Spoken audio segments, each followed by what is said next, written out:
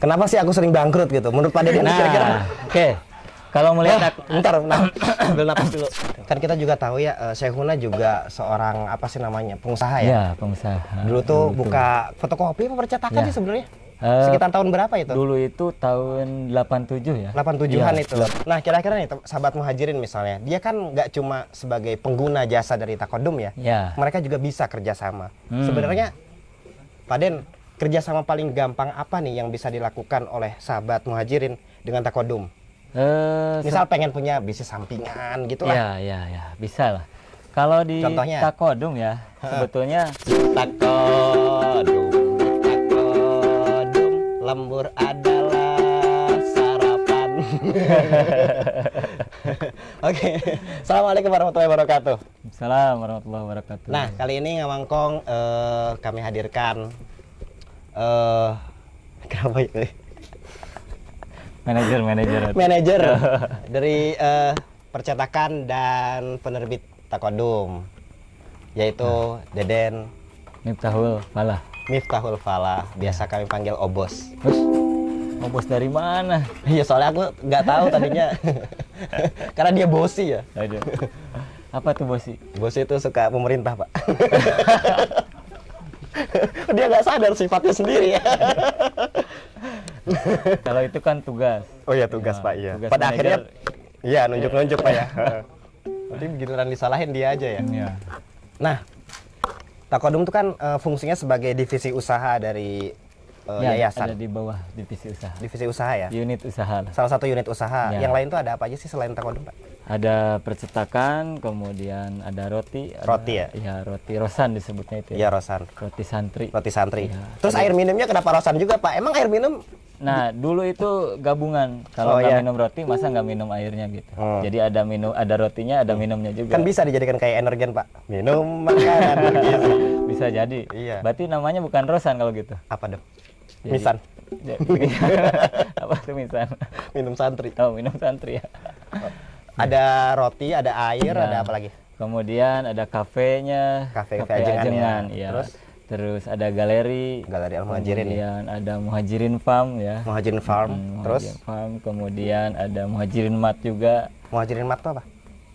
Oh, Muhajirin Iya, Mart. Muhajirin Mart buat belanja, kalau santri mau belanja peralatan kebutuhan ada di situ semua. Terus ada apa lagi kemarin tuh ya? Apa ya? Laundry Laundry ada, ya. kemudian ada travel juga ada. Travel ya, Iya, terutama travel. Buat piknik healing lah. Ya buat healing lah, biar tidak terlampau pusing ya. Hmm. Ngomong kita Lembur jadi terus. piknik nggak sih? Hah? Kita lembur wae perasaan. Kita piknik nggak sih? Bos, piknik dong. Bisa nanti piknik. Ini kesempatan Kalau ya. sudah terkumpul uangnya. Oh, siap.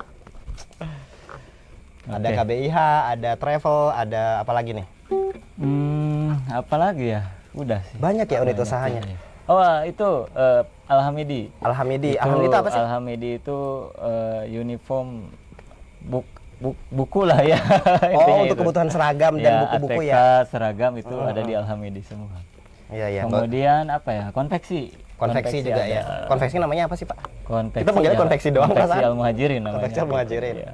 Jadi semua kebutuhan seragam santri itu dikelola di situ. Banyak ya. Iya. Lumayan, luar biasa. Tapi seperlu apa sih gitu unit usaha itu mesti ada di setiap pesantren itu kira-kira menurut Pak Den? Sebetulnya sih lebih banyak lebih bagus ya. Kenapa, Pak? Nah, karena memang pesantren saat ini memang harus mandiri lah ya. Nah, kebetulan Al-Muhajirin dulu itu di tahun 2016 memang ini ada terobosan dari Pak Gubernur Jawa Barat juga ya. Program OPOP itu ya?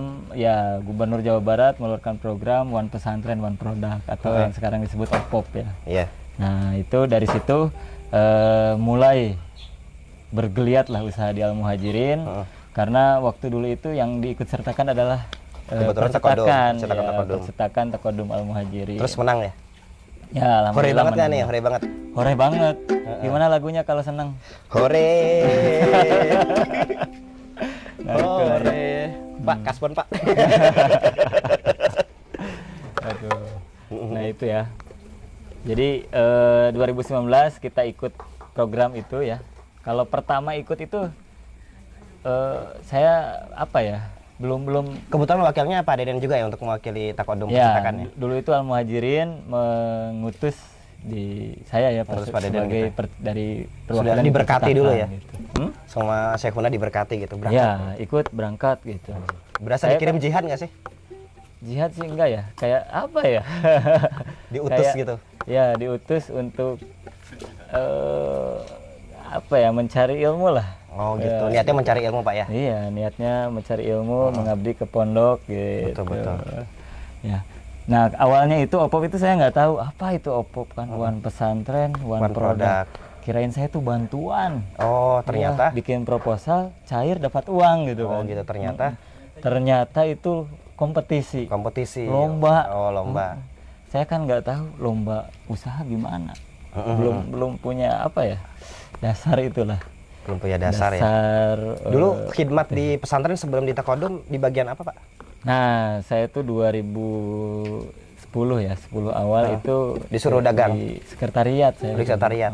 Ya, bikin surat. Oh, bikin surat proposal kayak gitulah. Nah, bikin proposal, saya ketika ada peluang link ya.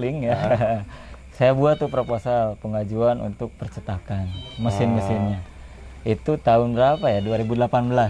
Jadi sebenarnya pemerintah juga ini ya punya semacam bantuan ekonomi ya ke pesantren-pesantren ya. Iya. Untuk merintis usaha gitu, begitu. Untuk termasuk OPOP ini. Ya, membangun kemandirian umat lah gitu. Nah, dulu sebelum OPOP saya ngajuin proposal dulu tuh ke Kementerian apa ya, Perindustrian. Dulu tuh 2018. Saya bikin proposal percetakan. Ternyata yang dapat itu bukan mesin cetak. Apa itu? Tapi mesin roti. Nggak nyambung kan ya. Jadi mesin cetak mencetak roti maksudnya. Mesin roti. Ya, tapi bisa juga mencetak roti jadi unik lah ya. Percetakan roti, Pak. Iya, itu. Nah, selama ini gitu, Pak Den, apa sih kesulitannya gitu? Ada perubahan kan dari ngurus sekretariat sampai ngurus percetakan karena ada banyak proses bisnis di sana yang tadinya Pak Deden bilangnya belum belajar apa-apa gitu. Iya, ketika maksudnya tadinya kan Pak Deden mundur ya. Sekarang kan di Takodum harus maju dan cerdas nih. Nah, iya, karena moto Takodum itu maju dan cerdas. Iya, Pak. Kalau nggak maju ya harus cerdas gitu. Kalau mau maju harus cerdas gitu. Oh gitu. Kalau nggak maju berarti cerdas aja. Iya, cerdas aja. Gimana Pak? Terus gimana? Nah, dulu itu pas karena di OPOP itu kompetisi itu bukan hanya berlomba untuk mengembangkan usaha, tapi ada pendampingan untuk pelatihan usaha. Oh gitu. Nah, jadi di situ ada pelatihan di pemagangan ya. Dulu itu saya magang di salah satu pesantren yang di Jawa Barat ya. 8 hari itu diajarkan tentang teori bisnis seperti apa. Gitu. Dari cara pelajaran usaha. Gitu. 8 hari ya, lebih dari 8 hari. Itu. Kalau kira-kira nih, Pak Den ingin berbagi sama sahabat Muhajirin, pelajaran selama 8 hari itu bikin jadi 3 tips. Kalau kita mau bangun usaha yang sustain, yang sifatnya apa ya, awet begitu Pak Den, dan bisa ya nggak sampai kasbon kayak saya gitu Pak. Coba kasih. Jangan diobrolin dong kalau itu. Iya, kasbon melulu Pak ya. Sedih banget. Sebetulnya sih gara-gara Shopee COD Pak. Pokoknya kalau udah nggak bisa tidur tuh buka Shopee dah. COD apa aja. Ini beli ini. Ya, besok saya beli harmonika. Makanya jangan banyak melamun lihat handphone gitu. Iya betul Pak. Handphone, lihat aplikasi Shopee. Harus banyak-banyak zikir Pak ya. Iya. Luar biasa konten ini ya. Pertama, memang kalau merintis itu harus jelas dulu tujuannya mau kemana gitu. Tujuan seperti apa maksudnya? Kalau mau membuka usaha, ya mau kemana gitu, visi kita tuh mau apa gitu. Oh, soal visi. Iya, visi misinya mau apa gitu. Kalau Takodum tagline-nya maju dan cerdas, berarti jadi kan harus berkembang ya. Nah itu gitu. Jadi bagaimana usaha percetakan itu menjadi berkembang gitu. Kalau berkembang kan pasti untung gitu. Gak mungkin kalau berkembang nggak untung gitu kan. Iya, kalau untung berarti awet juga usahanya. Nah, saya gitu. Usaha tuh setahun bubar gitu. Kenapa ya? Jangan-jangan nggak punya visi ya? Ini yang kedua, karena di konsep usaha itu harus kuat manajemennya. Kuat manajemennya. Ya, karena fungsi manajemen itu ada 5. Apa aja Pak? POAK ya. POAK tuh. Planning, organizing, actuating. Ya, kemudian. Bapak tidak bisa bahasa Inggris ya? Oh, saya orang Sunda Pak. Oh iya, siap. Ya bisa diwakili lah ya. Terus? Kemudian yang keempat apa ya tadi? planning, organizing, activating, controlling. Controlling. Iya, Oh iya. satu lagi Apa aja? itu, ya. Perencanaan. Kemudian organizing tadi ya, organisasi mengorganisir. harus ada strukturnya yang jelas gitu. Betul, ya. betul. SDM-nya juga harus jelas. Betul. Gitu ya. Siapa bagian apa gitu Pak ya. BL gitu. bagian tidak kerja. Kalau di percetakan itu kan BL ada, tuh fungsinya apa sih Pak di Takodum Pak? dia tuh Jadi desainer, samsak ya, Pak? ya, Oh. desainer, Jadi merangkap samsak. marketing gitu. Itu ya. Marketing. Pantesan ini. marketing kita maju karena BL ya Pak ya? Iya. Wah, luar Tiap biasa. hari itu ada ngirim-ngirim ke grup. Kalau dia diganti bisa lebih tinggi lagi Pak marketing. Bisa jadi. Organizing terus apa Pak? Organizing, kemudian actuating. Actuating itu pelaksanaan. Pelaksanaan. Iya. Terus? Kalau sudah ada orangnya. Udah ada orangnya, udah ada plannya. Iya. Tinggal pelaksanaannya terus. Dan yang terakhir controlling. Controlling. Ya. Controlling QC itu lah. QC yang ngontrol, ketika barang sudah selesai itu harus diperiksa dulu. Jangan ada yang gagal terus dikirim gitu kan. Nanti dikomplain sama orang. ada ikan. Jadi apa sih memastikan bahwa dari planning sampai apa sih namanya pelaksanaan Sampai itu controlling itu, sampai controlling ya. itu berjalan dengan baik. Manajemennya harus jalan. Nah, itu gitu. manajemen berjalan dengan baik. Itu tips nomor 2. Tips nomor 3. Kan 3 Tips nomor 3 ya. Sebetulnya bisnis itu harus melihat kondisi ya. Kalau saya sih menganalisis dengan analisis SWOT. Gitu. Oh, gimana tuh? Apa tuh analisis SWOT? Tahu nggak Bapak? Strength, weakness, itu. opportunity, dan karena T-nya apa sih Pak? Tantangan. Apaan? SWO. T-nya apa? Iya. Apa ya? Kekuatan, kelemahan, peluang, dan saingan ya? Bukan. Apa ya satu lagi? Ada yang tahu nggak ya? Nah, Ya. Sobat Muhajirin, ini kuis. T-nya apa? Tantangan itu. Oh iya, dari Takodum yang tahu nanti komen. Terus kami akan kasihkan gantungan kunci ya? Ya, gantungan kunci bisa jadi. Bisa aja. Dagang sekali ini. Itulah ya. Jadi dari analisis itu bisa kelihatan gitu. Pertama ada kekuatan kita apa gitu kan. Kalau Pak Din merasa kekuatannya apa Pak Din? Kalau saya melihat di Takodum ini ya, di percetakan ini kekuatan kita karena pasarnya sudah jelas gitu ya. Oh, pasar ya? Iya, kekuatan di dalam dari mulai SDM sudah itulah sudah terstruktur. Artinya ketika yang desainer itu desainer sudah punya sertifikat BNSP kayak Kang Epul tuh kan. Kemudian Kang Hendrian yang dari dulu tapi itu cepetan BL kerjanya Pak. Nggak boleh Epul. Nggak boleh gitu ya sama rekan kerja itu ya, sahabat Muhajirin. Itulah. Jadi sesuai jobnya lah. Kayak Kang Farid kan itu spesialis buku gitu. Apa-apa yang mau cetak buku ya sama Kang spesialis Farid bangun gitu siang. Kan. Itulah sesuai tugasnya ya, itu kekuatan. Jadi ketika ada job sudah jelas gitu. Jadi Pak Den tuh melihat kekuatan pasarnya dulu ya, Iya, potensi itu. Potensi pasar. Jadi kalau mau buka usaha lihat dulu pasarnya gitu kan. Jangan sampai ketika contoh lah kita buka usaha di perkampungan ya. Kemudian kita buka usaha contohnya penyewaan beko gitu Pak. Nah, gitu kan nggak nyambung gitu. Oh gitu. Ya. Penyewaan alat berat tapi posisinya di kampung yang memang nggak ada lokasi untuk itu gitu kan. Gitu. Iya. Iya. Jadi membaca kemungkinan lokasi kamu di mana Iya, gitu ya. disesuaikan dengan kondisi lah. Kondisi wilayahnya gitu. Kalau di perkotaan ya cocoknya apa gitu. Sebetulnya sih saya buka bisnis percetakan itu karena percetakan itu nggak ada matinya. Nggak ada matinya ya? Iya, nggak ada matinya.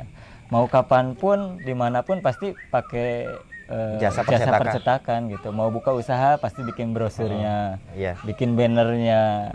Gitu, ya. Tapi Kak, maksud saya sekarang ini kan banyak promosi online gitu tuh. Tapi tetap aja ya spanduk tuh masih dipakai gitu. Karena kalau online itu butuh beberapa hari. Kalau di kita kan bisa ditunggu. Bisa aja. Oke. Iya, misalnya datang bawa file dicetak bisa ditunggu langsung selesai. Tadi dari SWOT misalnya kita ambil contoh Takodum dari analisis SWOT. Strength-nya adalah kita punya pasar, kebutuhannya jelas. Weakness-nya apa? Bapak merasa weakness-nya kita apa? Ya, kelemahannya ya. Sebetulnya kelemahan. Sejujurnya. Nah, kelemahan kita itu ketika orderan itu banyak sekaligus. Oh gitu. Artinya kapasitasnya itu nggak cukup. Kapasitasnya. Atau kita naikkan ke lantai 5 Pak? Oh, itu kan lantai 3, lantai 4, lantai 5. Lantai 5 ya? Iya, bisa sampai terjun. Bisa. Atau orang kalau order apa gitu dilempar dari atas gitu. Aduh. Itu ya. Jadi ketika orderan numpuk karena peralatan juga masih kurang sih. Oh gitu. Ya, peralatan segitu tuh masih kurang. Belum komplit lah gitu. Belum komplit. Jadi agak susah juga. Itu sih Kang Pari. Terus weakness-nya itu tadi, kapasitasnya belum cukup, orderannya banyak banget. Orderan banyak ya. Saking banyaknya itu kadang-kadang Mas Rojak tuh tidurnya di atas tumpukan kertas. Jadi tempat tidurnya tuh udah dijajah sama kertas. Terus apa tadi? SWOT, opportunity. Ya. Apa tuh opportunity itu? Nah, teman-teman. Udah kuis lagi aja. Aduh, masa kuis lagi ya? Kesempatan atau peluang, ya, peluang. Peluang. Ya, terus melihat peluangnya tadi udah, Pak. Ya. Apa artinya kalau sektor pendidikan atau sektor bisnis berjalan di Purwakarta, mereka akan butuh produk cetak. Peluang itu ya? Iya, peluangnya bisa melihat kondisi itulah. Karena peluang di Takodung itu karena wilayahnya di perkotaan juga ya. Depan ada perusahaan besar lah ya. Oh iya, banyak perusahaan besar ya di sekitar kita tuh mulai. Di sebelah perkantoran besar gitu kan. Kota kita udah mulai sangat ini ya, metropolitan lah. Iya. Terus T-nya apa tadi? Dikuisin lagi nih. Ancaman. Iya. Ancaman kita apa ya? Threat. Ya, threat. Ya, ancaman. Ancaman. Tadi ya? Nggak jadi dong kuisnya. Nggak jadi tadi. Wah, nggak jadi ya kuis. Kan mau dikasih tahu tuh. Ya udah, tapi ancamannya apa misalnya? Oke, ancaman ya. Ancaman di percetakan itu pertama dilihat dari kalau misalnya fenomena seperti COVID kemarin, misalnya PPKM. Ya, itulah PPKM karena percetakan itu kalau jasa ya, percetakan itu kan masuk ke jasa ya. Bidang usahanya jasa. Jasa itu kan dilihat dari kondisi sosial atau kegiatan. Hubungannya ke organisasi, ke kegiatan gitu kan, ke komunitas kalau setiap kegiatan lah. Nah, ketika COVID kemarin ya alhamdulillah. Apa tuh? Semua kegiatan tidak ada ya otomatis. Warung bakso saya juga bangkrut. Bangkrut. Makanya saya masuk Takodung. Karena bangkrut ya. Sedih amat rasanya. Oh, Bapak pernah jadi pengusaha bakso ya? Saya tuh bikin kafe 2 kali bangkrut mulu, Pak. Kenapa tuh bangkrut? Yang pertama tuh gara-gara COVID masuk. Iya. Terus kita kena waktu itu programnya kalau nggak salah PSBB waktu itu namanya. PSBB jadi mikro. karena corona nggak ada yang beli bakso gitu. Bukan, pertama aku bikin kafe biasa karena PSBB, terus bikin PSBB mikro tuh. Jadi setiap gang-gang itu dipalang sama warga. Jadi boro-boro mau bikin misalnya kayak jualannya di Perum gitu ya? Iya, di dalam, nggak di Perum sih, di pinggir kuburan sebenarnya. Emang masuk ke gang gitu. Perum kuburan. Perum kuburan. Oh, dipalang ya? Iya, sama warga itu karena takut penyebaran dan lain sebagainya. Kenapa nggak coba online gitu? Iya itu, kalau online kan butuh Gojek, Pak. Gojek tuh pakai motor, Pak. Gini nih, Pak, motor. Oh, gitu. Terus gimana itu? Akhirnya nggak bisa, bubar dah. Terus akhirnya setahun miara ayam. Miara ayam? Iya, aku miara ayam. Dari bakso, dari kafe ke ayam gitu? Iya, miara ayam sekitar 6 bulan. Kita tunggu sampai dia bisa panen gitu kan. Begitu panen, si harga ayam tuh anjlok. Akhirnya kita jual ayam tuh seharga sama kita ya makanannya, pur segala macam, bangkrut. Habis itu kita buka kedai lagi. Perasaan gitu-gitu mulu dah, pantas. Sedih ya? Berarti nggak kembali tuh modal ya? Nggak kembali, Pak. Cuman saya menjadi lebih pemberani, Pak.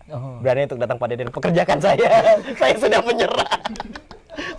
Saya sudah tidak punya daya. Nah, setelah ayam ke bakso baru? Bakso, Pak. Nggak tahu diri teh ya dikiranya. Jadi ayamnya dipotong dibikin bakso gitu? Lucu ya. boleh. Aduh. Pak, kalau tahu Sumedang ketemu tahu Tasik ngomongnya gimana, Pak? Tahu Sumedang ketemu tahu Tasik. Ketemu tahu Tasik. Jadi tahu gimana? Aja. Enggak. Si tahu Sumedang ngomong apa? Si tahu Sumedang? Ya pengen tahu aja. Sudah tahu belum? Tahunya ingin gibah. Astagfirullah. Arahnya kemana coba? Adanya Oke, jadi itu tadi. Nah, kira-kira nih sahabat muhajirin misalnya, dia kan nggak cuma sebagai pengguna jasa dari Takodum ya, mereka juga bisa kerjasama. Sebenarnya, Pak Den, kerjasama paling gampang apa nih yang bisa dilakukan oleh sahabat muhajirin dengan Takodum? Misal pengen punya bisnis sampingan gitu lah. Ya, bisa lah. Kalau di Takodum ya, sebetulnya usaha tanpa modal juga bisa. Oh, bisa ya? Asal kita mau. Kayak BL ya? Iya, kayak BL lagi. Jadi gini, ketika ada yang datang kemudian ingin belajar, melihat kondisi percetakan gitu ya. Iya. Kadang kan orang tuh nggak tahu ya cara membuat kartu nama yang simpel lah ya. Kartu nama kok bisa gini ya, gitu kan. Kemudian bikin pin gitu kan. Jadi di wadah gitu kan, ada gambarnya gitu kan. Nah, sebetulnya ketika sahabat Takodum yang ingin menjadi reseller ya. Oh, bisa ya, peluang reseller. Tinggal datang, kita kasih brosurnya juga ya. Nah, tinggal nyari konsumen saja. Tinggal nyari konsumen. Nyari konsumen, kita kasih tahu tuh harga-harga apa saja yang ada di sana. Harga reseller ada seperti itu ya? Iya, ada harga reseller. Kemudian datang, ya kayak bikin pin, merchandise lah. Merchandise bisa ya. Topi, kemudian kaos juga bisa. Bahkan ada itu juga nyaris tanpa modal Pak ya? Tanpa modal itu. Tinggal datang asal mau keliling lah. Gitu. Keliling nyari konsumen maksudnya. Oh gitu. Mau kapan aja. Kirain bakal lebih gampang gitu, upload status WA. Nah, bisa gitu. Jadi kayak gitu. Aja. Update status WA, Facebook, di IG lah dan itu ya medsos semua. Kalau ada ya tinggal datang. Yang konsumennya siapa tinggal. Betul sekali. Keuntungan dari situ kan. Betul, harga bisa di itu. Iyalah, gampang. Kemudian ada juga yang maklon ya. Namanya maklon. Ya, namanya maklon. Kalau maklon itu kita bisa desain lah, nyeting bisa ngedesain sendiri. Ya, bisa ngedesain sendiri kemudian dicetak di sana. Gitu. Itu lebih gampang lah. Bahkan keuntungannya lebih besar daripada punya mesin gitu. Kalau maklon. Karena kan ada biaya maintenance dan sebagainya kalau punya mesin ya. Kalau punya mesin lah harus bayar operatornya, terus kerusakannya, maintenance tadi. Jadi kira-kira begitulah sahabat muhajirin, apa sih perlunya ada unit usaha seperti Takodum di di yayasan kita, di pondok pesantren kita tuh agar pesantren kita itu mandiri gitu ya. Iya. Secara ekonomi, berdaulat gitu. Pede gitu. Iya, karena muhajirin itu mulai bergeliat usahanya setelah ikut OPOP lah, dan jadi juara dulu itu. Setelah jadi juara gitu, kita itu jadi tempat pelatihan lah, tempat pelatihan atau jadi role model. Kebetulan role model itu pesantren percontohan untuk kegiatan usaha di Jawa Barat. Oh, kemarin itu ya? Iya, kebetulan di Jawa Barat itu kemarin kita salah satu role model. Role model untuk usahanya gitu. Kemarin di Al-Muhajirin tahun 2022 tuh ada 69 pesantren dari wilayah Jawa Barat. Ada yang main ke Muhajirin belajar gitu. Belajar, pelatihan dan pendampingan lah. Kenapa sih aku sering bangkrut gitu? Menurut Pak Deden kira-kira. Oke. Kalau melihat bentar, ambil napas dulu. Nasihat penting ini untuk sahabat muhajirin muda dan yang tidak muda juga. Oke. Kalau melihat anak muda sekarang itu karena zamannya seperti BL Pak. BL lagi. Anak muda sekarang itu melihat sekarang ya, karena ada handphone itu kan banyak aplikasi yang mudah di-download. Iya. Ya, kenapa ketika usaha itu susah? Kadang awalnya semangat gitu. Iya. Ketika melihat orang sukses. Kayak Elmilk Pak ya? Iya. Kayak Elmilk gitu. Melihat orang jualan es contohnya ya. Pengen jual es juga. Pengen jualan es gitu kan. Nah, terus gitu. Ketika dijalani berapa hari, berapa minggu, berapa bulan, 3 bulan, 4 bulan udahan gitu kan. Ya itu tadi tanpa perencanaan. Tanpa perencanaan. Gitu kan. Oh ya. Gitu. Kesalahannya tidak ada rencana, manajemen nggak jelas. Iya ya. Gitu. Nah akhirnya ya tumbang di tengah jalan. Tumbang gitu. di tengah jalan. Nah untuk kaum muda juga ketika ingin buka usaha ya harus jelas juga perencanaannya, visinya, bisnis plannya. Kalau di usaha kan bisnis plannya harus jelas gitu. Jadi merancang bisnis plan itu hal pertama ketika akan membuka usaha. Misalnya dagang es, modalnya berapa, keuntungannya berapa, target sebulan berapa. Gitu. Kan kita juga tahu ya, Syekhuna juga seorang pengusaha ya? Iya, pengusaha. Dulu tuh buka fotokopi apa percetakan sih sebenarnya? Sekitar tahun berapa itu? Dulu itu tahun 87 ya. 87-an ya, itu. Buka fotokopi dan percetakan. Fotokopi dan percetakan. Itu sebelum Muhajirin. Jadi modal untuk membangun pesantren itu berawal dari bisnis fotokopi dan percetakan. Jadi visi bisnis beliau tuh ya untuk ini ya pada akhirnya Muhajirin ini ya. Awalnya itu usaha dulu. Terus ketika modal sudah terkumpul sedikit-sedikit buka pondok gitu. Bukannya beliau niat naik haji dulu? Iya, beliau naik haji, terus konsultasi, kemudian merintis pondok pesantren. Dulu kan pesantren yatim ya awalnya. Awalnya tuh. Yatim, santri cuma beberapa orang yang mondok, nggak dipungut bayaran gitu. Ya sampai tahun 93 lah, 93 baru meresmikan Al-Muhajirin. Jadi kalau kita mau mengambil contoh dari Syekhuna itu, visinya itu untuk mengabdi pada umat gitu. Jadi bisnis itu nabung untuk ibadah, nabung untuk mengembangkan lembaga pendidikan untuk umat begitu Pak ya? Wah luar biasa. Luar biasa. Itu saya juga ketika dari pondok ya, karena saya alumni Al-Muhajirin juga. Alumni kemudian. Alumni tahun berapa sih Pak? Saya lulus 2005. 2005. Wah tua sekali ya Bapak ini ya. Kalau Bapak tahun berapa? 2012 dong. 2012. Tua juga sih tapi udahlah. Ya sedang lah. Ya sedang lah. 2005. Ada cerita apa nih? Ketika saya masuk lagi ke Al-Muhajirin itu tahun 2010 lah. Keluar dari Al-Muhajirin kuliah ke UIN ya. Lulus akhir 2009 masuk lagi ke Al-Muhajirin.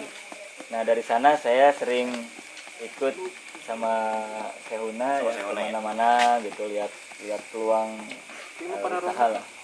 Gitu. Jadi beliau emang itu apa mencari peluang usaha juga gitu. Peluang untuk pengembangan Al-Muhajirin. Ketika ada lembaga yang besar kita lihat dulu gitu. Kenapa saya nggak bisa seperti itu gitu. Itu apa yang bisa dipelajari dari situ gitu ya. Sampai ya lumayan lah. Dari situ pengembangan luar biasa. Mungkin berkah di Takodum itu karena berkah Pak Deden sering membersamai Syekhuna ya. Penutup nih Pak Deden, kira-kira ingin berpesan apa sama sahabat Muhajirin nih untuk yang menonton dan kira-kira belajar sesuatu dari obrolan kita, wangkongan kita malam ini. Wangkongan ya. Penutup aja sebagai penutup. Untuk sahabat Takodum paling. Sahabat Muhajirin. Oh iya sahabat Muhajirin. Takodum kita doang ya semua orang nih. Oke. Untuk sahabat Muhajirin yang ingin membuka usaha ya pertama harus jelas dulu perencanaan kedepannya ingin seperti apa, rangkaian usahanya harus jelas ya. Insya Allah lah ketika usahanya atau proposalnya jelas ya, bisnis plannya jelas, visi misinya jelas, niat untuk ibadah niatnya jelas gitu ya. Binasa. Dulu aku niatnya mau jadi band doang sih. Ya itu ya, jadi kalau niatnya kita sudah jelas untuk usaha ya insya Allah usaha itu akan jalan gitu,